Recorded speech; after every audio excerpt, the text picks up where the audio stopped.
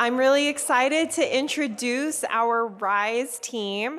RISE is the office on campus that supports graduate students in the School of Public Health with finding internships, careers, leadership development, and I just love working with all of them. So I'm gonna let them all introduce themselves because they're a big team, but please join me in welcoming our RISE office. All right, good afternoon, everyone. Thank you so much for being here with all of us today. Almost our whole team is here too, so I hope you can tell we're very excited to be part of this welcome crew to Berkeley Public Health. I'm gonna go ahead and start with the people. Who are we? What does RISE mean? And what does it mean to you in terms of your graduate education in public health? So without further ado, I wanna just introduce all of our team members who are here today. You're gonna get to hear from 3 of our students as well, who are going to introduce themselves briefly. But just to say, to start us out, my name is Caitlin Green. I use she, her pronouns, and I'm Director of Career Services in our RISE office, which means that I'm part of the team helping you to clarify your career goals and hopefully move in that direction over the course of your time here at BPH and beyond, because we'll continue to be here as a support for you as an alum. I'm gonna pass it over to Candace and everyone else to say a little bit about what they do on our team. Hi everyone, I'm Candace Rogers. I use she, her pronouns. I am a career and practicum specialist with the RISE office. I know you might be hearing the term practicum. It's your internship, it's the same thing. So you might hear that synonymously throughout your time. What I do, I support all of our MPH students in your career development. So if you're thinking about what it is that you want to do for your career, or resume reviews, all of the things career related. And then I serve as a practicum field consultant. So I help you throughout your practicum, specifically for our students that are in the PHN program. So I'm going to go and pass it on to Gabe.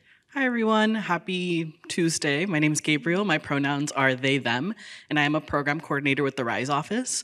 My role primarily entails working with the fellowship programs on the Berkeley Public Health campus, do event planning, program coordination, leadership development, and networking for students, providing those opportunities for them. So if you end up coming here in the fall and you're a part of one of our fellowships, you will likely be receiving an email from me inviting you to an event with lovely food. So yeah, excited to have you guys here. Hi, everyone. I'm Sarah Ayazi. My pronouns are she, her, and hers. I'm a career and practicum specialist. So like Candace, I provide career counseling and programming as well as resource development for all of you. And it's such a pleasure to meet you all today. I also serve as a field consultant for students in EpiBio and IDB. So hopefully I'll be seeing many of you next year. Hi, everyone. It's been lovely getting to meet some of you earlier this morning, but if I have not met you already, my name's Megan Oliveira. I use she, her pronouns. I am a program coordinator for the RISE office, but I work primarily supporting our community partnerships, so working specifically with organizations in the community to curate opportunities for your practicum.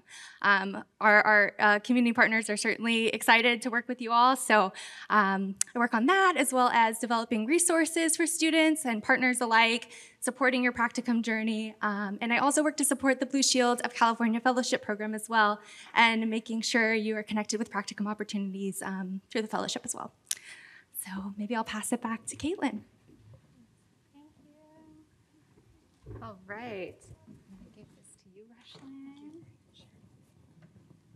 All right, we always like to say teamwork makes the dream work around here. So we couldn't do this without our full Berkeley Public Health community, and all in service of this being a really meaningful experience we hope for you as a student. So as Megan said, we work with a lot of community partners, and so I want to take a moment just to highlight our mission statement as an office, which is to elevate public health professionals to lead from where they are and effect positive change in communities locally and globally.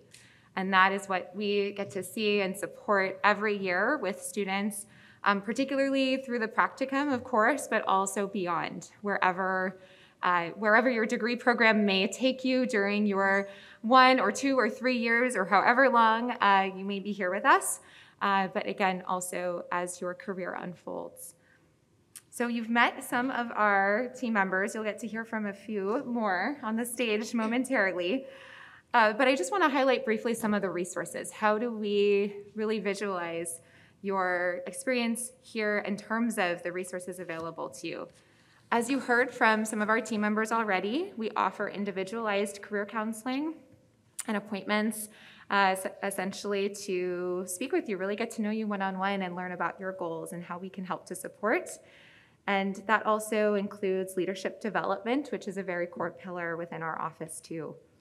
We host a lot of events. You heard from Gabe that we always try to have food, but we hope the content is enticing as well, and that can form anywhere from workshops to info sessions with community partners, employers. It may be networking events with alumni, professionals, folks who want to be supports to you in your career development. As you heard earlier too, we provide some infrastructure for those of you who have a required practicum in the MPH, the 2- and 3-year MPH programs. That's a summer practicum or internship, essentially, and in the DRPH, that's called a residency.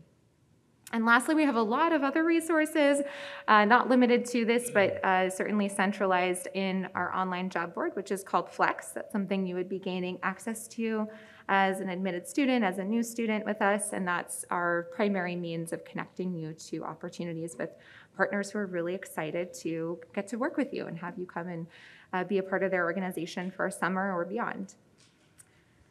So where do students go? All over. We are here to meet you and your goals. There is no one path, and it is often not linear, and that is absolutely okay. We are here for all of those points along your trajectory. But just to give you a sense, we have many, many different destinations, nonprofit, public, and private, within and across programs. So without further ado, we always find it best to hear from those who've done it, who've been in your shoes, and we're really fortunate to have 3 students preparing for graduation, actually, who were once sitting virtually, I believe, in your seats today. So I'd like to start by inviting them to introduce themselves. And so for Roger, Shelby, and Rushlin, in whatever order you feel so inspired, I'm going to invite them to introduce themselves and share a little bit about what brought them to Berkeley Public Health before we get into some questions related to our office and really thinking about career in your MPH experience, your master's experience. Hello, everyone. Pleasure to be here with you all. My name is Roger. I am a second year in the Health Policy and Management program, MPH. And what brought me to Berkeley Public Health was the personal outreach actually I had from Dr. Hector Flores compared to a lot of other graduate programs that I was applying to and contemplating at the time. I felt like here at Berkeley Public Health, I had a professor who reached out to me via email and made it very personal. And that to me kind of showed the culture that Berkeley Public Health brought to the graduate program and degree in the pedagogy, that it's very supportive, and I knew I would get world-class education here. So that's kind of what enticed me to come here.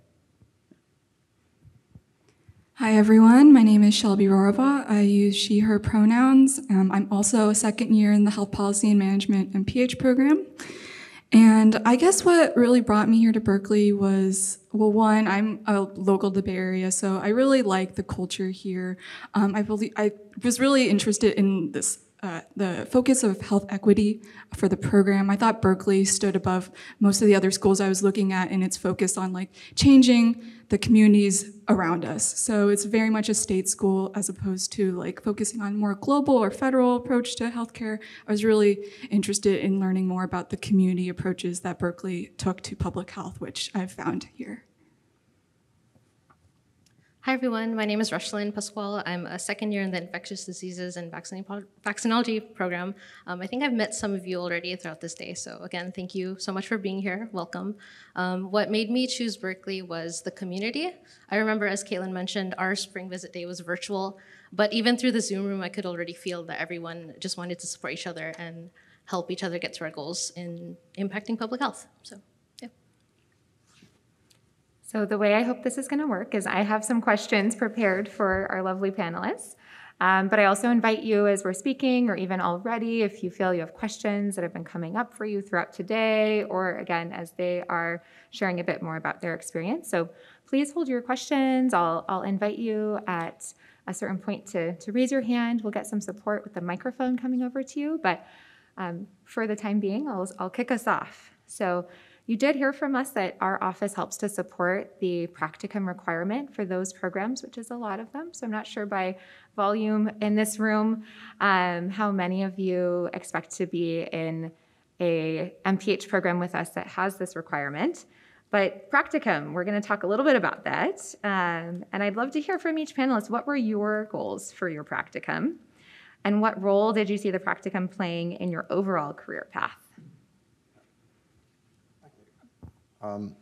So when strategizing for a practicum and trying to find a opportunity that really lined up for me, I want to put into context where my background is before coming to Berkeley Public Health. So I went straight from undergrad, and so I felt a lot of emotions of like anxiousness, and I communicated that with like the RISE staff and just like my advisors, like where is it that I was going to land, and being straight from undergrad, I was like, well, unlike some of my contemporaries, I don't have a lot of formal work experience. So I really wanted to be strategic about the opportunity I got and how that was going to inform my career moving forward.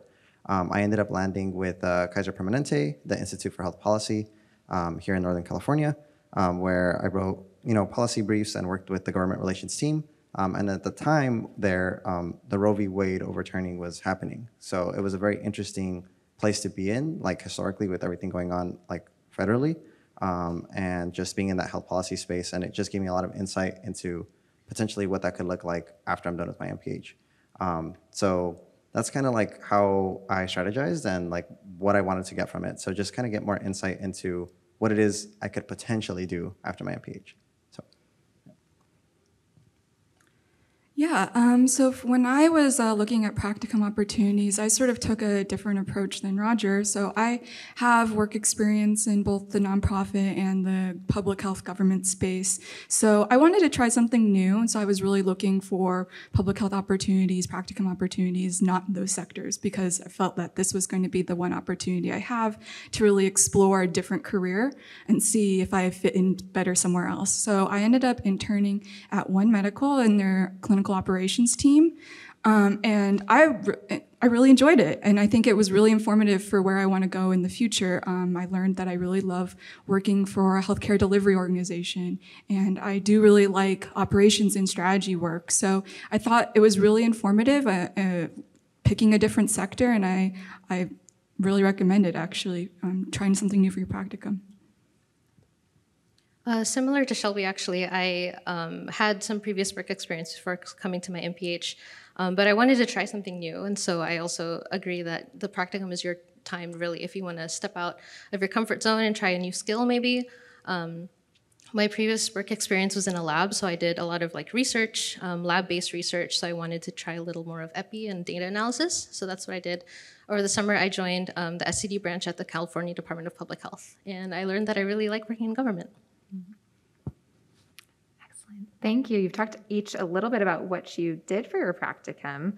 I'd be curious, what was that process like in preparation? How did you end up finding that opportunity? What was that process like? What strategies, what resources did you use along the way? Network. Like, I can't emphasize that enough. It's really important to make those connections and make them early. That's kind of how things aligned for me, and just by reaching out to people I knew that knew people, and that eventually connected me to the department I ended up interning with. That didn't like guarantee my position, but it helped me get like a foot in the door. So like unlike a lot of other applicants, I think that helped me like stand out, and that was kind of the process for me. A little bit was also like using Flex, or like portal, which like has like plenty of opportunities for all of you and current students. And so I would recommend to get on that early, just start exploring it. Doesn't mean necessarily you need to start applying, but just see like what postings are on there and what you're kind of like start seeing like what you're interested in and what opportunities are out there for you. So start earlier than later, yeah. Yeah, echoing Roger, networking is so important, I think, to find these practicum opportunities. The previous year's cohort usually has really good connections that you can rely on, and and they're always welcome to, or they're always really happy to share those connections with you. I also know that Rise has like a bunch of like career, like people coming in from their organizations to like do their presentations, to like advertise their internships, which I went to a lot of those and applied to a lot of those. But yeah, I think also just being proactive. I was actively looking on Flex, on LinkedIn, on like all the job boards, pretty much from like January onwards. And just like all job searches, it was sort of like a hit, throw things at the wall and hopefully something sticks. And luckily it did. Going off what Shelby said and Roger, applying for the practicum is really similar to applying for a job for those of you who might have some work experience a little bit. So it's very much the cover letter, the resume, that whole shebang. But Rise has fantastic resources where you can do mock interviews. They're super happy to review your resume and just help you be in the best position to land a practicum that aligns with your interests. That's what I did. So you talked maybe we'll start with you on this one, Rashlyn. You talked a little bit about that process. What were some challenges that you experienced and any approaches or strategies for addressing those? I think challenge was I was very objective with the resume. Let's go with the resume example. Not all practicum postings will require a cover letter, but they'll usually require a resume. And their job description will be like, okay, we want someone who has this and this, preferably.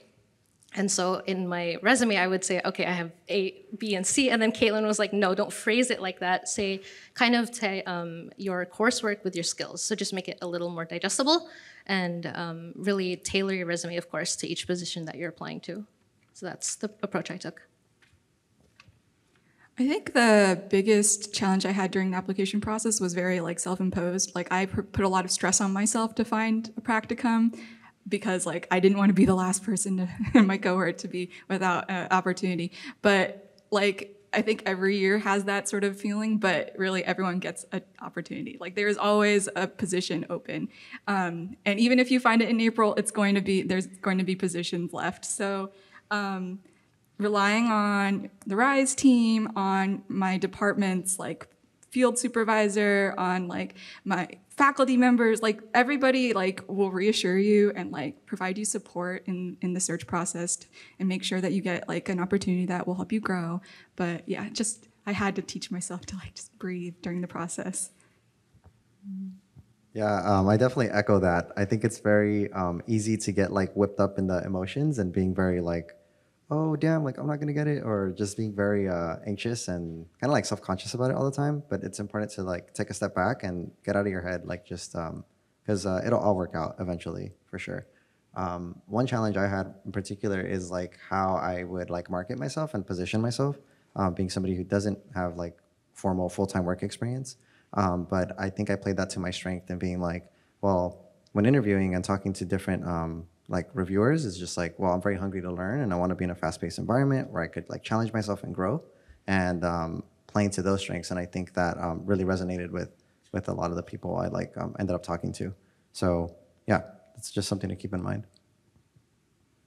So it sounds like all of you, and I've observed all of you, I will say directly, growing in confidence through your practicum process, which does take some time, of course, and then completing the practicum over the summer. So let's talk about where you're at now, or maybe even reversing back to the end of your practicum. At that point, how were you feeling about the way the practicum was maybe influencing your career goals? Did it influence what post-MPH looks like, or did it influence your course planning for your second year? How did things change? Yeah, so after getting like plenty of exposure to like the policy realm of the health policy and management, like sort of like concentration through my internship, I kind of figured out that I don't want to do policy work. It can be sometimes like slow, very bureaucratic. Like at least with Kaiser being like a large like legacy organization, it wasn't something that like I particularly enjoyed and was hoping for a little bit like faster environment. But it was just so much turmoil going on at the time with like the space. So it's also one of those things that like you can't kind of control, or you can't foresee happening. So as I went into like my second year in terms of course planning, I wanted to go like take more like management stuff. I'm actually taking a class right now at Haas, which is like my first class there, which is like the School of Business. And yeah, like I think I'm focusing more on the management side of things rather than the health policy. And I hope to go into like healthcare operations after MPH. But sky's the limit. We'll see where we go.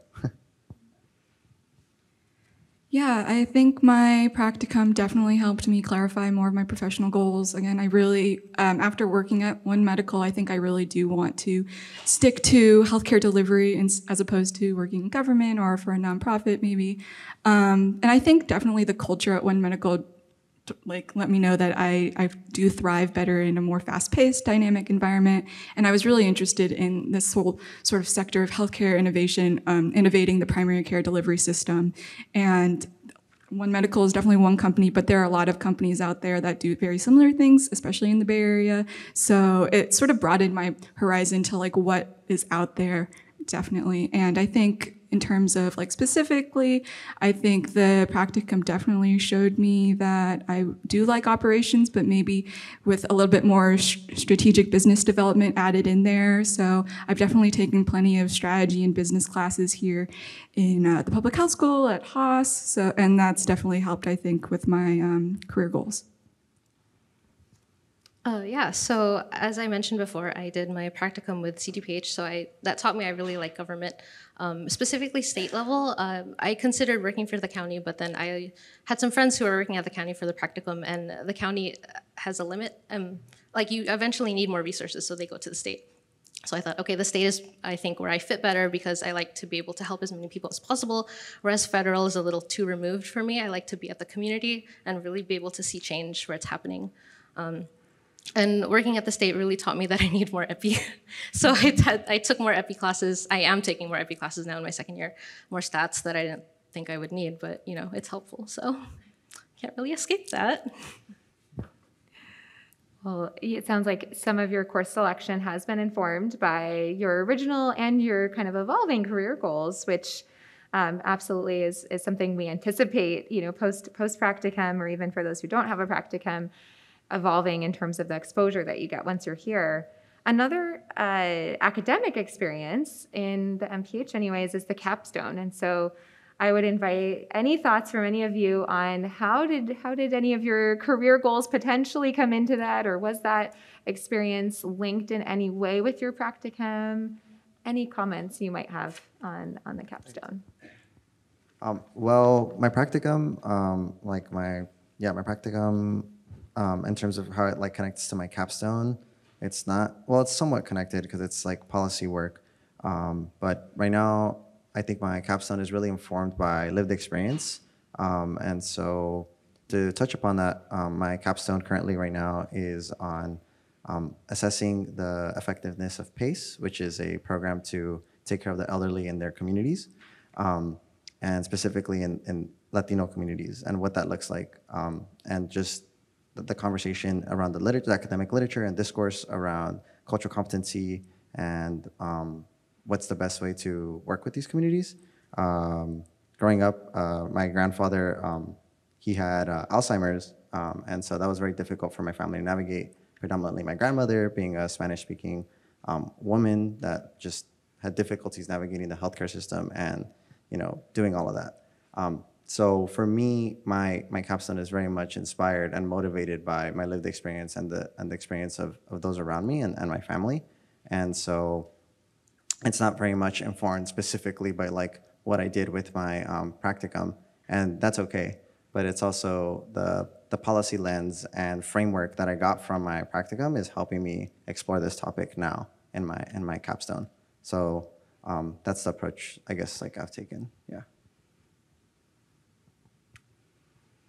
So my practicum has nothing to do with my capstone, which is totally fine. It does sort of play into my other sort of interests in patient data.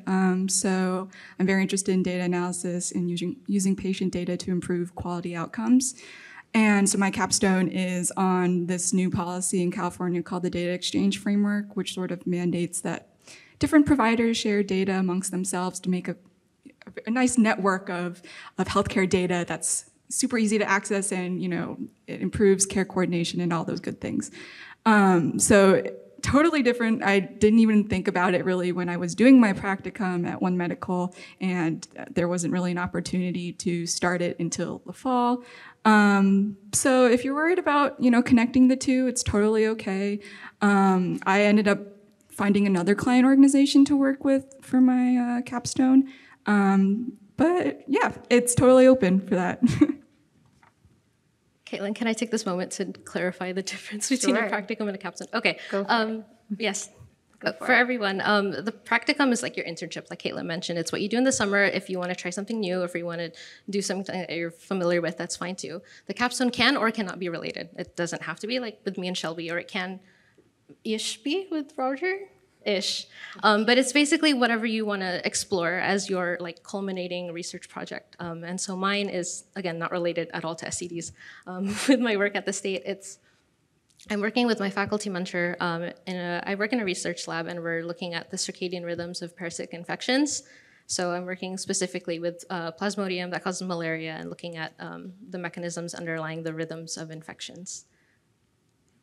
Awesome. Well, we hope you are seeing that there's a range of ways that you can approach your practicum, your capstone, in general, your roadmap for career development while you're here at BPH. And you've already mentioned a couple of you the role of networking. So I'd love to, before we open it up for some questions from the audience, to invite your thoughts on what does it mean to build community here, anywhere from what strategies you found effective for building a network at BPH, or how to maintain existing relationships. Roger, you mentioned, leaning on those who may have already been a part of your network even prior to coming here. So any thoughts or advice you have for prospective students on that topic?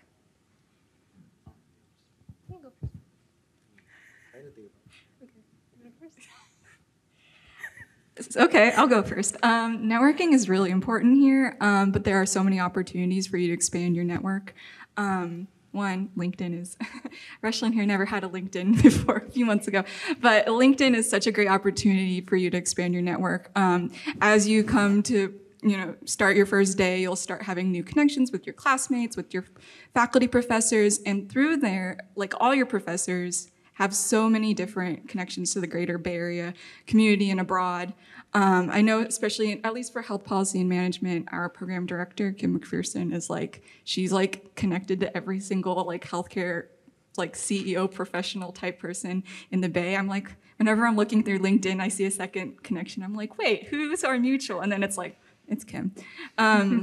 So that's definitely a really great way and to find new people to reach out to, and she's always a great resource to tap into if you need a warm handoff.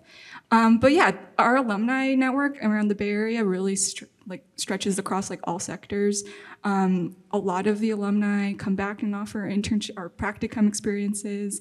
They'll come back and do guest lectures for classes, and those are really great ways to reach out, say hi after class, or send a LinkedIn connection afterwards. Hey, I thought your speech in class today was really informative. I'd love to grab coffee. And honestly, 10 times out of 10, they always say yes, I'd love to. Just a quick introduction to say we in our office are also big proponents of using LinkedIn for those who are interested. We're here to offer, including even to our own staff, those resources. So those are great examples of actually workshops and events that we'll host as well around LinkedIn trainings, profile reviews, things like that. I second a lot of what Shelby just said in terms of connecting, when you have guest speakers coming in and that sort of thing, don't be shy to reach out to them either via email or on LinkedIn, that sort of thing. They know that you are the brightest. I mean, you're at Berkeley. So I mean, most of the time they're gonna give you the time and day. But also don't be discouraged if by the first message you don't get a response, that sort of thing. You have to be persistent. So that's really, really important. For the most part, I think the connection and the network you're going to have access to as a Berkeley Public Health student and alumni in the future is definitely very expansive, not just in the immediate Bay Area, but across the country and internationally. And so that's one of the things I definitely really value about being a Bear now. So yeah, go Bears. Go Bears. I have nothing really to add. I think Shelby and Roger pretty much covered what I was going to say. Don't be afraid to put yourself out there. Everyone's been in your shoes, and everyone's really happy to talk to you. And if not, you can send a follow-up email. Don't be scared. And if not, there are so many other resources that you can tap into. So at this point, I think we're really excited to see what other questions might be in the room. And I'm seeing one hand up in the back, so maybe the hat, and then up here in the front. We can just put one, yeah, I'll keep it in the middle. In terms of the practicum, is it like a full-time, like unpaid situation in the summer, or like are some of them paid? Just like curious on what that summer looks like. That is a great question, and I am going to actually answer that in part with support from analyses that even some of the, specifically Rushlyn even has helped us to do using her her data skills. So just saying we want to walk that talk too. So it is a full-time for those who are in a 2 or 3 year MPH program with us. It is a full-time summer requirement, so it's 400 hours, which is approximately 40 hours a week over 10 weeks. So it's not your whole summer, but it's a big chunk of it. And the very large majority of those practicum opportunities are compensated.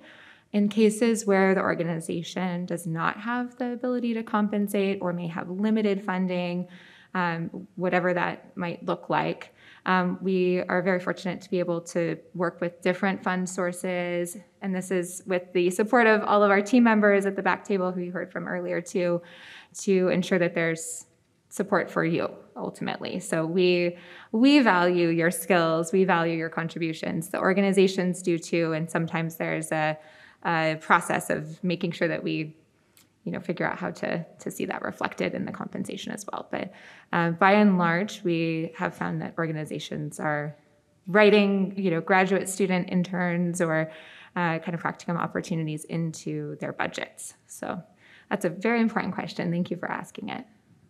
There was a question in the back with the A's hat, and Gabriel will be over in just a minute with the mic. Oh.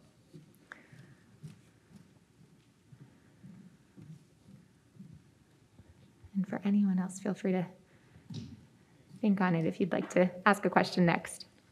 Does your choice of concentration strictly influence the type of practicums you tend to take, or do people tend to mix and match between competing interests?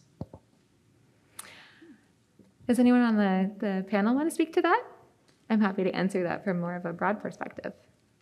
I would say generally yes, but doesn't mean that you can't do something else. I think it's just really important to talk with like advisors and making sure that whatever practicum you decide to go for or opportunity aligns with like the competencies for your degree in the program. I mean, I don't want to say no, but yeah, I would say that large in part, most people who are like in a particular concentration tend to stick to certain types of like opportunities. Yeah. I would echo what Roger said, and he used a word competencies, which is important. And we always talk in our office about starting with the end in mind. And so our hope for everyone with a practicum is to be able to achieve certain competencies by the end of that experience. There are different competencies across sort of foundational categories for all graduating MPH students that we expect that you would have. And then there are some concentration-specific competencies as well. That said, there's a lot of crossover. And so I think we've found in our experience as an office that there's sufficient sort of flexibility in order to ensure ultimately that you're getting what you're looking to get out of your practicum. So that's our chief concern, is making sure that the practicum is going to meet your goals. And then as our panelists have mentioned, you'll have a dedicated field consultant is what we call them, a couple of whom are with us today, who will work with you throughout the process to ensure that you've got a sense of what that's going to look like for you and the different kinds of opportunities that may best align with your goals. Great question.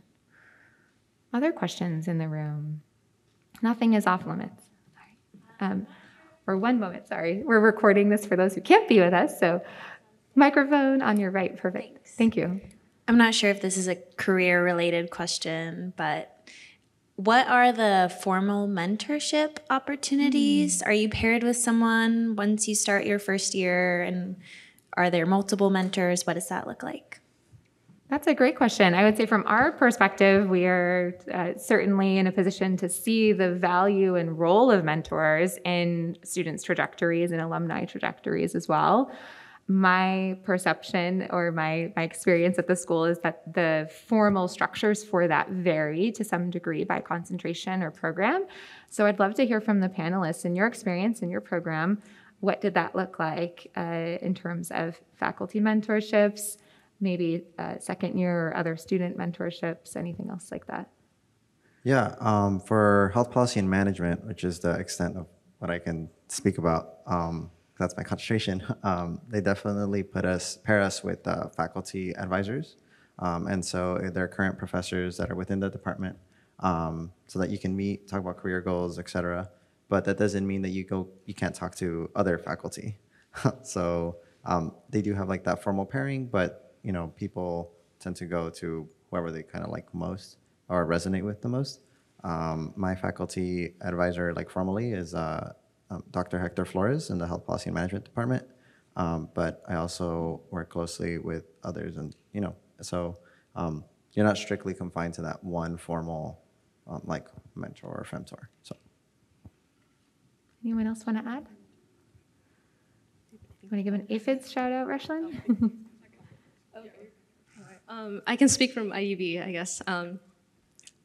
We also have a formal faculty mentor that's assigned to us at the beginning of the year, and you'll work closely with that faculty person throughout your 2 years here at BPH.